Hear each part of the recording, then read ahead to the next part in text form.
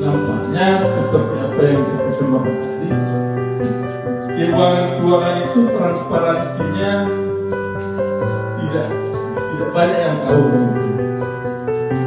Kemananya kita juga nggak tahu. Jadi mungkin kita bisa saling berbagi Pak, sharing terkait dengan bagaimana manajemen keuangan yang bisa dilakukan. Apalagi kami ini sekolah kecil yang mungkin pendapatan atau pengelolaan keuangannya itu sangat kecil, baik dari kosnya, kerugiannya dan seperti itu. Jadi untuk mengembangkan, ya sebetulnya memang bisa. Kita ingin mengembangkan sebuah wirausaha di sekolah ini, karena memang banyak peluang-peluang yang bisa kita lakukan. Tapi kendalanya ada di situ tadi, di masalah modal. Sebetulnya mungkin bisa saja sih dicari modalnya dari komite ataupun dari bos, kalau memang manajemen keuangan itu bisa dikelola dengan baik. Itu yang pertama. Jadi mohon juga Bapak sharing pengalaman apa yang dilakukan di sana dalam hal modal ini tadi untuk membuat sebuah, karena kita ingin mengembangkan usaha seperti kantin tadi. Modalnya dari mana dulu? Tentu kan modal itu. Kemudian ini terkait dengan waktu juga. Kebanyakan karena kita ini adalah sebagai guru, yang tugas utama kita adalah mungkin berada di ruang kelas mengajar.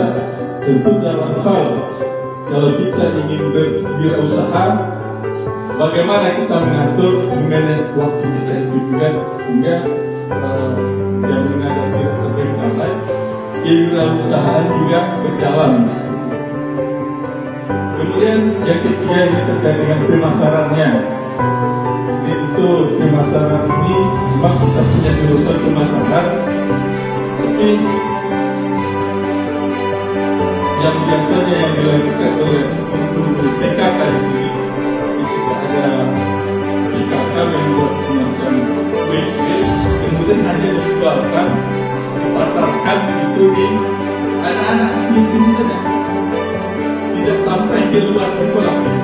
Tapi ini betul ada juga bagaimana supaya pemasarannya itu lebih levelnya lebih jauh. Kemudian terkait dengan inovasi juga, ini karena inovasi kami mungkin pemahaman ataupun pengetahuan kami masih dangkal gitu. Jadi terkait dengan inovasi yang bisa kami lakukan dalam berwirausaha itu masih sedikit Pak. Jadi ini juga bukan juga ilmunya, transfer ilmunya kepada kami.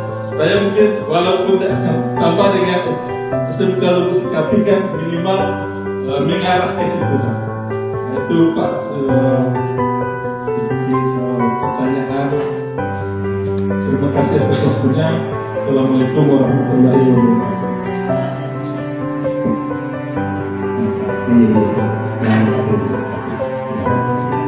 Nah, kemarin ketika ada PKP-nya dari perusahaan di sana Bapak kami itu Bapak namanya menjadi tim SOP, baik SOP pertama, SOP adanya mereka hanya cara menyusun SOP ini cukup ada untuk kita menggunakan punya intensi untuk SOP ini supaya SOP nya betul-betul tapi bukan hanya SOP yang mau betul-betul baik, tapi semuanya nanti berjalan dengan baik. Yang pertama. Yang kedua terkait dengan pribadi. Nah, dulu saya sangat semangat kerja saya dulu. Saya targetkan paling cepat itu di bulan 12 2017 sampai 2022. Pada 2003 ini sudah mulai kerja enak. Nah, kemudian lagi membangkitkan semangat. Nah, dulu waktu itu saya punya kerjaan juga, tapi saya punya YouTube, nama channelnya 100.000. Waktu itu kedatangannya saya tak dapat apa cuma itu sampai dibuatkan buka terbilang. Tapi sekarang bicara tentang 100.000, sekarang teman saya untuk berbagi ke 2 bulan. Jam 8 saya tidak berhenti tidur. Pertama dari jam 10 dalam bidang akhir. Bagaimana lagi membagikan semangat itu supaya karena saya sebagai guru tentu harus membagikan semangat anak-anak seperti kami nanti. Saya yakin anak-anak itu ada juga yang semangat mungkin sekarang rata-rata kebanyakan yang sedang kehidupan seperti semangat saya. Mungkin itu saja Pak. Terima kasih. Assalamualaikum warahmatullahi wabarakatuh. Baik, terima kasih.